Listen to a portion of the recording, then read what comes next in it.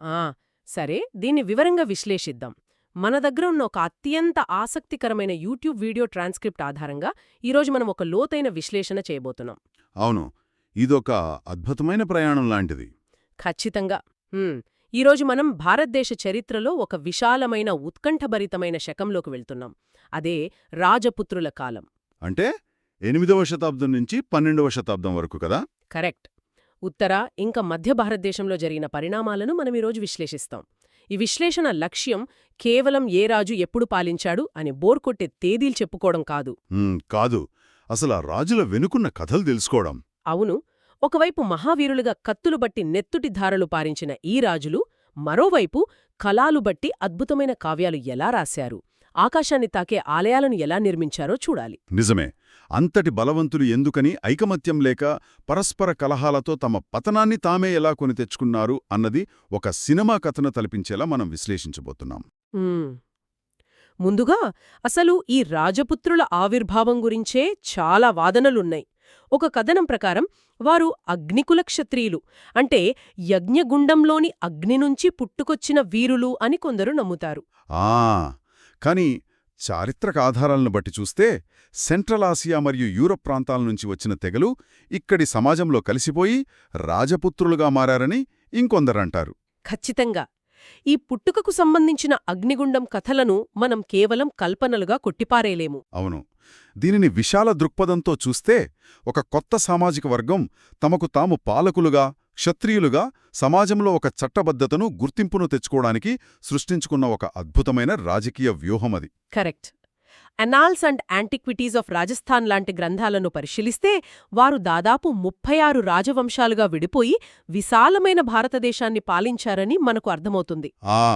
ఆ 36 వంశాలలో చరిత్ర గతిని మార్చిన 5 ప్రధాన సామ్రాజ్యాలున్నాయి: ప్రతిహారులు, పరమారులు, సోలంకీలు, చందేలులు మరియు చౌహాన్లు. అవును, వీరి గురించే మనం ఈరోజు లోతుగా చూడబోతున్నాం. వీరంతా ఒకే సంస్కృతిని పంచుకున్నప్పటికీ వాళ్ల మధ్య ఉన్న రాజకీయ ఆధిపత్య పోరు చాలా తీవ్రమైనది.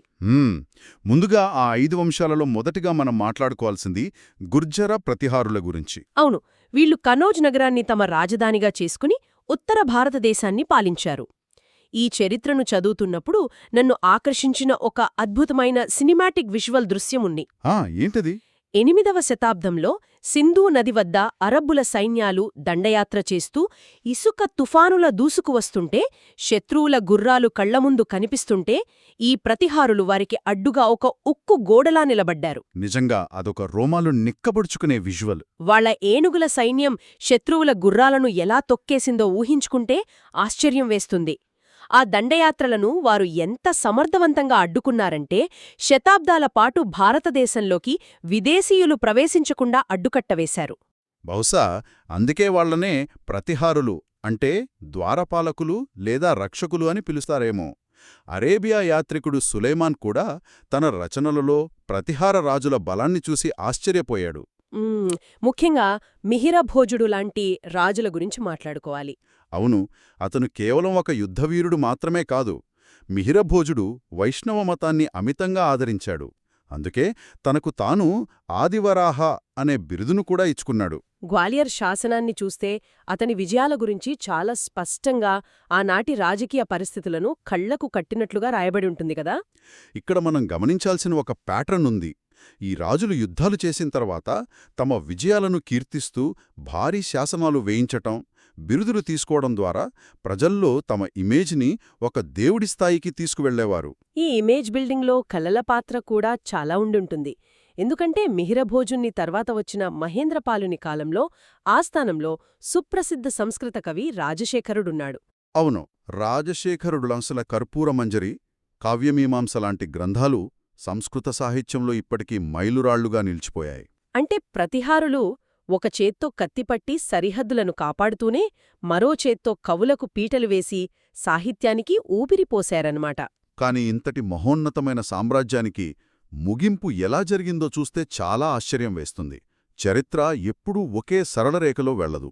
నిజమే. 1వ సహస్రాబ్ది చివరిలో మొహమ్మద్ గజీని దండయాత్ర చేసినప్పుడు జరిగిన సంఘటన వారి పతనానికి నాంది పలికింది. అప్పటి ప్రతిహార రాజైన రాజ్యపాలుడు గజనీ సైన్యాన్ని ఎదిరించడం మానేసి కనీసం కత్తి కూడా ఎత్తకుండా రణరంగం నుంచి పారిపోయాడు. అదొక పెద్ద మిస్టరీ క్షణమని చెప్పాలి. శతాబ్దాల పాటు భారత భూభాగానికి రక్షణ కవచంగా నిల్చిన ఒక మహా సామ్రాజ్యం తమ నాయకుడి భయం కారణంగా క్షణాల్లో కుప్పకూలిపోయింది. నాయకత్వ లక్షణాలు లోపిస్తే ఎంతటి బలమైన సైన్యమున్నా ప్రయోజనం లేదని చెప్పడానికి రాజ్యపాలుని కథ ఒక స్పష్టమైన ఉదాహరణ. ఇది కేవలం ఒక రాజు పతనం కాదు, ఉత్తర భారతదేశంలో ఒక రాజకీయ శూన్యతను సృష్టించిన సంఘటన. కరెక్ట్. ఒక రాజు పిరికితనం దేశ చరిత్రనే మార్చేసింది. సరే, ఇప్పుడు ఈ కనోజ్ నుంచి కాస్త కిందకు అంటే మధ్యప్రదేశ్లోని మాళ్వా ప్రాంతానికి వెళ్దాం. ఓ, ఇక్కడే గదా పరమారులు తమ సామ్రాజ్యాన్ని స్థాపించారు. అవును. మొదట ఉజ్జయినిని, ఆ తర్వాత ధార్ నగరాన్ని రాజధానులుగా చేసుకుని పాలించారు. పరమార వంశ స్థాపకుడు ఉపేంద్రుడు లేదా కృష్ణరాజు అయినప్పటికీ ఈ వంశం పేరు చెప్పగానే అందరికీ గుర్తొచ్చే ఏకైక పేరు భోజరాజు. ఇక్కడే మనకొక చారిత్రక వింత కనిపిస్తుంది. ఒక రాజు అంటే యుద్ధాలు చేయాలి, కోటలు నిర్మించాలి, పరిపాలన చూసుకోవాలి కదా. కాని ఈ భోజరాజు ఏకంగా విభిన్న శాస్త్రాలపై స్వయంగా పుస్తకాలు రాశాడు. ఇది నిజంగా ఆశ్చర్యం. ఇక్కడే అసలైన ఆసక్తికరమైన విషయం దాగి ఉంది. భోజరాజు జ్ఞానానికి, అధికారానికి మధ్య సమతుల్యత సాధించిన అరుదైన పాలకుడు. ఆయన కేవలం ఏదో కవిత్వం రాసి ఊరుకోలేదు. అవును. వాస్తుశిల్పకళ అంటే ఆర్కిటెక్చర్ ప్లానింగ్పై సమరాంగణ సూత్రధార అని గ్రంథాన్ని రాశాడు. ఒక రాజు కూర్చుని భవనాల నిర్మాణాల గురించి, కొలతల గురించి పుస్తకం రాయడం ఊహించండి. అలాగే వైద్యశాస్త్రంపై ఆయుర్వేద సర్వస్వం, సంస్కృత వ్యాకరణంపై సరస్వతీ కంఠాభరణం అనే అత్యద్భుతమైన గ్రంథాలను రచించాడు. అందుకే ఆ కాలంలో అతనికి కవిరాజా అనే బిరుదును సగర్వంగా ఇచ్చారు. సమాజంలో ఒక రాజు కేవలం భయాన్ని కాదు, జ్ఞానాన్ని కూడా పంచాలి అనే ఒక ఉన్నతమైన ఆలోచనకు అతను నిదర్శనం. ఆ గ్రంథాలలోని జ్ఞానాన్ని అతను కేవలం కాగితాలకే పరిమితం చేయలేదని కూడా మనకు తెలుస్తోంది. అవును. భోజ్పూర్లో అతను నిర్మించిన ఒక భారీ సరస్సు, చిత్తోర్లోని అద్భుతమైన త్రిభువన నారాయణ దేవాలయం చూస్తే అతని వాస్తు పరిజ్ఞానం ఎంత గొప్పదో అర్థమవుతుంది. అంతకంటే ముఖ్యంగా తన రాజధాని అయిన ధార్ నగరంలో ఏకంగా ఒక సంస్కృత కళాశాలను ఏర్పాటు చేసి అందులో సరస్వతీదేవి ఆలయాన్ని నిర్మించాడు. అంటే విద్యావంతులను పోషించడంలో ఆనాటి రాజుల మధ్య ఒక గొప్ప పోటీ ఉండేదని మనం అర్థం చేసుకోవచ్చు. అవును, అప్పట్లో సైనిక విజయాలు ఎంత ముఖ్యమో సాంస్కృతిక విజయాలు కూడా అంతే ముఖ్యం. తమ ఆస్థానంలో గొప్ప కవులు, కట్టడాలు ఉండటం ఒక స్టేటస్ సింబల్. ఈ ఆర్కిటెక్చర్ లేదా కట్టడాల విషయానికొస్తే మనం గుజరాత్ను పాలించిన సోలంకీల గురించి మాట్లాడుకోవాలి. వీరినే గుజరాత్ చాళుక్యులు అని కూడా అంటారు. అలాగే బుందేల్ఖండుని ఏలువ చందేలుల గురించి ఖచ్చితంగా మాట్లాడుకోవాలి. ఎందుకంటే వీరు రాళ్లపై చెక్కిన చరిత్ర ఇప్పటికీ సజీవంగా ఉంది. ముందుగా సోలంకీల రాజధాని అన్హిల్వాడా లేదా పఠాణ్ గురించి చూద్దాం. ఈ వంశంలో భీమా-1 పాలిస్తున్న సమయంలోనే గజనీ మహమ్మద్ సుప్రసిద్ధమైన సోమనాథ్ ఆలయంపై దాడి చేశాడు. అక్కడ జరిగిన విధ్వంసం, దోపిడీ గురించి అందరికీ తెలిసిందే. కానీ ఇక్కడ మనం గమనించాల్సిన అసలైన విషయం, ఆ విధ్వంసం తర్వాత సోలంకీలు కుంగిపోకుండా ఆ శిథిలాల నుంచి మళ్లీ ఎలా లేచారు అన్నది. అదొక గొప్ప ఫీనిక్స్ పక్షి కథలాంటిది. భీమా-1 కాలంలోనే సోమనాథ్ ఆలయాన్ని తిరిగి నిర్మించడం ప్రారంభించారు కదా. అవును. ఈ సోలంకీ వంశంలోనే ఇంకొక గొప్ప రాజున్నాడు, కుమారపాలుడు. ఇతని కథలో ఒక ఆసక్తికరమైన రాజకీయ, మతపరమైన కోణముంది. ఒక రాజపుత్ర రాజు అంటేనే వేట, జంతుబలులు, యుద్ధాలు లాంటివి సర్వసాధారణం. కాని ఈ కుమారపాలునిపై సుప్రసిద్ధ జైన కవి హేమచంద్రుని ప్రభావం ఎంతగా పడిందంటే ఆ రాజు ఏకంగా తన రాజ్యంలో జంతుబలులను పూర్తిగా నిషేధించాడు. హేమచంద్రుడు రాసిన త్రిషష్టి శలాక పురుష చరిత్ర మరియు కుమారపాల చరిత అనే గ్రంథాలు ఈ పరిణామాలను చాలా వివరంగా వివరిస్తాయి. ఒక యుద్ధవీరుడు అహింసా సిద్ధాంతాన్ని చట్టబద్ధం చేయడమనేది ఆ కాలంలో ఒక పెద్ద పొలిటికల్ రిస్క్ అనే చెప్పాలి. ఖచ్చితంగా. ఇది మతం మరియు రాజకీయాలు ఎలా పెనవేసుకుని ఉంటాయో చెప్పడానికి ఒక గొప్ప ఉదాహరణ. జైన మతాన్ని స్వీకరించడం ద్వారా కుమారపాలుడు అహింసను ప్రోత్సహించడమే కాకుండా తన రాజ్యంలో వ్యాపార వర్గాలైన జైనుల మద్దతును కూడా సంపాదించాడు. ఇక కట్టడాల విషయానికి వస్తే సోలంకీల కాలంలో 2 ప్రపంచస్థాయి అద్భుతాలు సృష్టించబడ్డాయి. అందులో మొదటిది గుజరాత్లోని పటాన్ వద్ద నిర్మించిన రాణికి వావ్. ఇది కేవలం ఒక బావి కాదు, భూమిలోకి 7 అంతస్తుల లోతుగా వెళ్లే ఒక విలోమ దేవాలయం, ఇన్వర్టెడ్ టెంపుల్ అంటారు దీన్ని. అవును. అందులోనే ప్రతి గోడపై, ప్రతి స్తంభంపై దేవతల విగ్రహాలు, అద్భుతమైన శిల్పాలు చెక్కబడి ఉంటాయి. అందుకే ఇది యునెస్కో వరల్డ్ హెరిటేజ్ సైట్గా కూడా గుర్తింపు పొందింది. ఆ వర్ణన వింటుంటేనే కళ్లముందు ఆ దృశ్యం కదులుతోంది. నీటిని నిల్వచేసే ఒక సాధారణ అవసరానికి కూడా ఇంతటి కళాత్మకతను జోడించడం రాజపుత్రులకే సాధ్యమైంది. ఇక రెండవ అద్భుతం మౌంట్ అబూలో విమల్ షా, తేజ్పాల్ లాంటి మంత్రులు నిర్మించిన దిల్వారా దేవాలయాలు. తెలుపు రంగు పాలరాతితో నిర్మించిన ఈ జైన ఆలయాలు చూస్తే ఆ రాళ్లు కూడా పాలు కారుతున్నాయా అన్నంత సూక్ష్మంగా శిల్పాలను చెక్కారు. ముఖ్యంగా విమల్ వసహి, లూనా వసహి ఆలయాలలోని పైకప్పుల అలంకరణ చూస్తే ఆనాటి శిల్పుల నైపుణ్యానికి ఎవరైనా తలవంచాల్సిందే. అవును, ఒకవైపు పశ్చిమ భారతదేశంలోని ఈ అద్భుతాలు జరుగుతుంటే మధ్య భారతదేశంలోని బుందేల్ఖండ్ ప్రాంతాన్ని మొహోబా, ఖజురాహో రాజధానులుగా చేసుకుని చందేలను పాలిస్తున్నారు.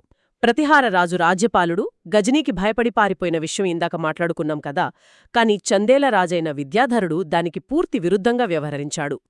గజని మహమ్మద్ను ధైర్యంగా ఎదిరించి నిలబడ్డాడు. ఆ ధైర్యమే వారిని చరిత్రలో నిలబెట్టింది. ఇక వీరు నిర్మించిన ఖజురహో దేవాలయాల గురించైతే ఒక పూర్తి పుస్తకమే రాయొచ్చు. ఖజురహో అనగానే అందరికీ ముందుగా గుర్తొచ్చేది అక్కడ శృంగార శిల్పాలు. కందరీయ మహాదేవ ఆలయం, లక్ష్మణ ఆలయం, దేవీ జగదాంబ ఆలయం లాంటివి ఇందులో చాలా ప్రసిద్ధి చెందాయి. ఈ ఆలయాలను శిఖర శైలిలో నిర్మించారని అంటారు. అంటే ఈ కట్టడాలు చూసేందుకు కైలాస పర్వత శిఖరాలను తలపించేలా ఆకాశం వైపు వంపు తిరిగి ఉంటాయి. కాని చాలామందికొక సందేహమొస్తుంది. ఎంతో భక్తితో నిర్మించిన దేవాలయాలపై అలాంటి శృంగారఘరితమైన శిల్పాలను ఎందుకు చెక్కారు అని. అది చాలా ముఖ్యమైన ప్రశ్న. ఖజురహో శిల్పాలను కేవలం శృంగార కోణంలోనే చూడటం పొరపాటు. ఆ శిల్పాలు మానవ జీవితంలోని విభిన్న దశలను, భావోద్వేగాలను సూచిస్తాయి. అంటే ధర్మం, అర్థం, కామం, మోక్షం అనే 4 పురుషార్థాలను ఆ కట్టడాలు ప్రతిబింబిస్తాయి కదా. అవును, దేవాలయాల వెలుపల ఉన్న గోడలపై భౌతిక ప్రపంచానికి సంబంధించిన శృంగారం, యుద్ధం, నాట్యం లాంటి దృశ్యాలుంటాయి. కాని ఆలయం లోపలి గర్భగుడికి వెళ్లే కొద్దీ ఎలాంటి శిల్పాలు ఉండవు.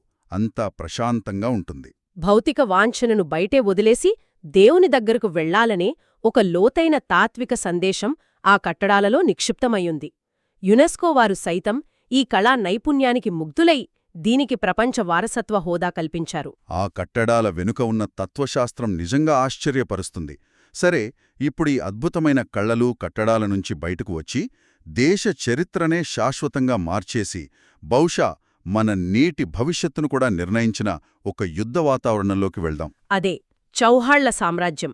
అజ్మీర్ జిల్లీలు కేంద్రంగా చేసుకుని పాలించిన పృథ్వీరాజ్ చౌహాన్ గురించి తెలియని భారతీయులుండరు. గహద్వాలా వంశానికి చెందిన జయచంద్రుని కూతురు సంయుక్తతో అతనికి జరిగిన ప్రేమ వివాహం ఒక అద్భుతమైన సినిమాలాంటి ఘట్టం.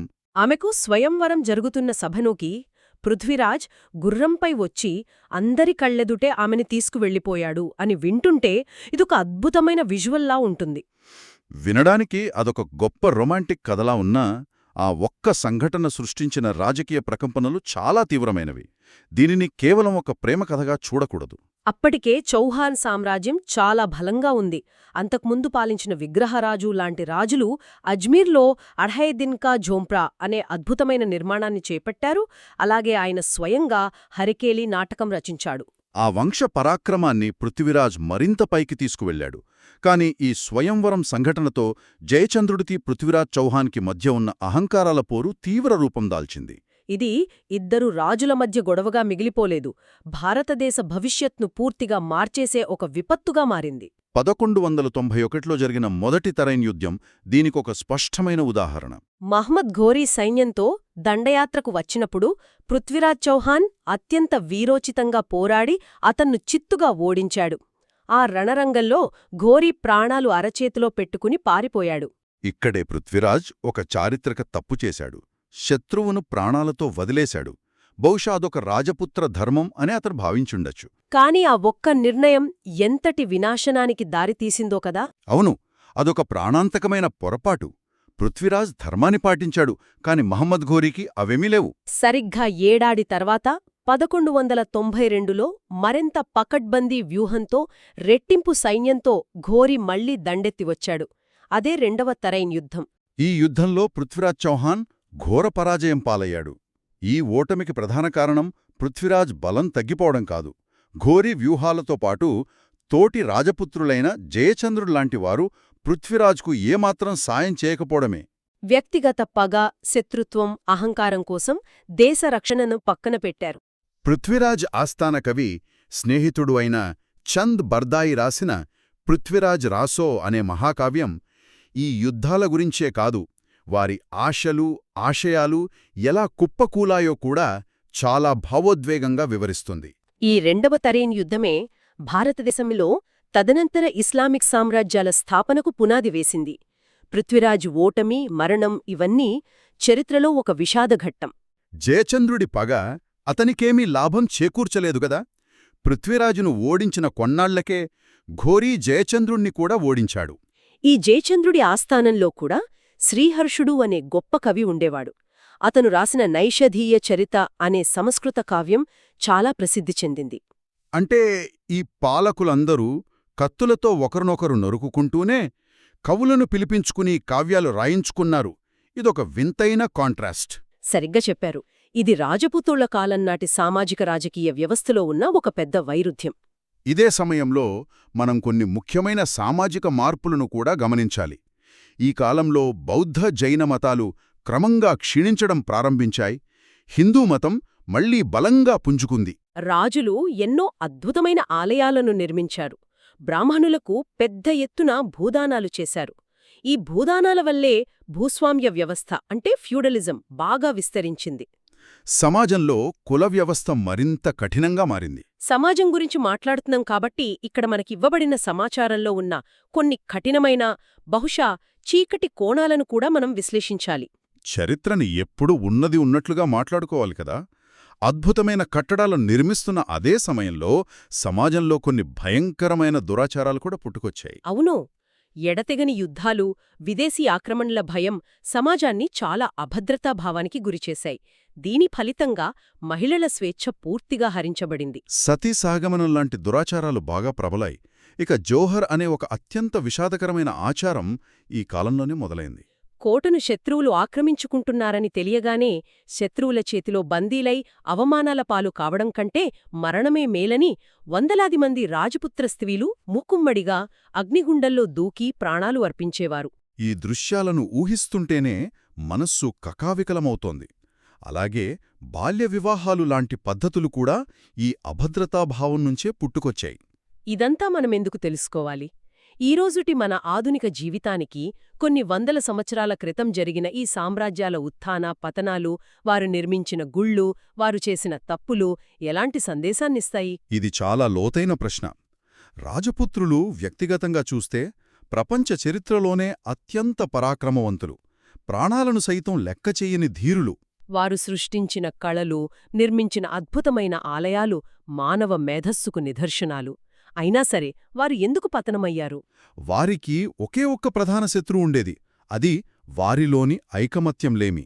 ఒకరిపై ఒకరు ఆధిపత్యం సాధించాలనే గుడ్డి కోరిక చిన్న చిన్న రాజ్యాలుగా విడిపోయి అంతర్గత కలహాలతో రగిలిపోవడం వల్లే విదేశీ దండయాత్రలను ఎదుర్కోలేకపోయారు. ఇక్కడ మనకు దొరికే పాఠమేమిటంటే, నేటి కాలంలో మనం సాంకేతికంగా ఎంత ముందున్నాం, మన దగ్గర ఎంత బలముంది అనేది ముఖ్యం కాదు. ఒక సమాజంగా మన మధ్య ఐకమత్యం లేకపోతే, దూరదృష్టి కరువైతే ఎంతటి బలమైన వ్యవస్థయైనా కుప్పకూలక తప్పదు. ఎంతటి విలువైన పాఠం! కత్తులతో ధైర్యంగా పోరాడటం ఎంత ముఖ్యమో, బుద్ధితో వ్యూహాత్మకంగా కలిసికట్టుగా ఉండటం అంతకంటే ముఖ్యం. ఈరోజు మనం ఒక అద్భుతమైన చారిత్రక ప్రయాణం చేశాం కదా. అవును, ప్రతిహారులు అరబ్బులను అడ్డుకోవటం దగ్గరనుండి పరమారరాజు బోజువి శాస్త్ర విజ్ఞానం, సోలంకీలు నిర్మించిన రాణికి వావ్, చందేలుల ఖజురహో దేవాలయాలు మరియు పృథ్వీరాజ్ చౌహాన్ యుద్ధాల వరకు చాలా విషయాలను లోతుగా తెలుసుకున్నాం. ఈ చారిత్రక పరిణామాలు కేవలం పుస్తకాల్లోని పేజీలు కాదు, అవి మన వర్తమానాన్ని, మన భౌగోళిక స్వరూపాన్ని నిర్మించిన పునాదులు. ఆ రాజుల ధైర్యం, కళాపోషణ మనకు స్ఫూర్తినిస్తాయి. అదే సమయంలో వారి అంతర్గత కలహాలు, అహంకారాలు మనకు స్పష్టమైన హెచ్చరికలు పంపుతాయి. ఈ సుదీర్ఘమైన, లోతైన విశ్లేషణను ముగించే ముందు నేను ఒక ఆలోచింపజేసే ప్రశ్నను అడగాలనుకుంటున్నాను. తప్పకుండా చెప్పండి. మనకు లభించిన ఆధారాల్లో ఎక్కడా నేరుగా ప్రస్తావించనప్పటికీ ఈ చరిత్రను కాస్త జాగ్రత్తగా గమనించే ఎవరికైనా ఒక ఆలోచన రాకమానదు. ఒకవేళ ఆ రోజు 1192లో జరిగిన రెండవ తరైన్ యుద్ధంలో పృథ్వీరాజ్ చౌహాన్ మరియు జయచంద్రుడు తమ వ్యక్తిగత శత్రుత్వాలను అహంకారాలను పక్కన పెట్టి పాత పగను మర్చిపోయి మహమ్మద్ ఘోరీకి వ్యతిరేకంగా ఒకే సైన్యంగా కలిసికట్టుగా పోరాడి ఉంటే ఏమయ్యేది? ఘోరీ ఖచ్చితంగా ఓడిపోయి మళ్లీ వెనక్కి పారిపోయి ఉండేవాడు కదా. అదే జరిగి ఉంటే ఆ తర్వాతి శతాబ్దాలలో విదేశీ పాలకుల ప్రవేశం జరిగేది కాదు. అప్పుడు ఈరోజు ఆధునిక దక్షిణ ఆసియా ముఖచిత్రం, మన దేశ రాజకీయాలు మరియు మన సంస్కృతి ఎలా ఉండేవి? నిజంగా అదొక సంచలనాత్మకమైన ఆలోచన. ఒక చిన్న నిర్ణయం, ఒక క్షణం, ఐకమత్యం చరిత్ర గతిని ఎంతలా మార్చేస్తుందో ఆలోచిస్తుంటే ఆశ్చర్యంగా ఉంది. ఈ ఒక్క ప్రశ్న చరిత్రను మనం చూసే దృక్కోణాన్ని పూర్తిగా మార్చేస్తుంది. ఈనాటి మన విశ్లేషణ రాజపుత్రుల శకం గురించి, వారు చేసిన తప్పుల గురించి ఒక సరికొత్త అవగాహనను ఇచ్చిందని ఆశిస్తున్నాం. ఈ విషయాల గురించి మరింత అన్వేషించండి. మరొక ఆసక్తికరమైన అంశంతో మరో లోతైన విశ్లేషణలో కలుద్దాం. అంతవరకు వింటూనే ఉండండి, ఆలోచిస్తూనే ఉండండి.